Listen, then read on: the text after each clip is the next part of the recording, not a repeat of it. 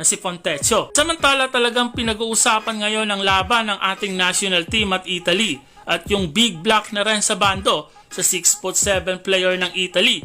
Biro mo, 6'2" combo guard, binutata ang isang 6'7" forward na all ball pa gamit ang kanyang leaping ability na sobrang nakakabilib talaga.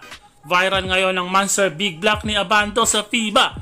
Kahit ang clutch points sa Amerika, ibinahagi ang Monster Block ni Abando na may caption pa na binutatangan ng isang 6'2" Pilipino ang 6'7" player ng Italy.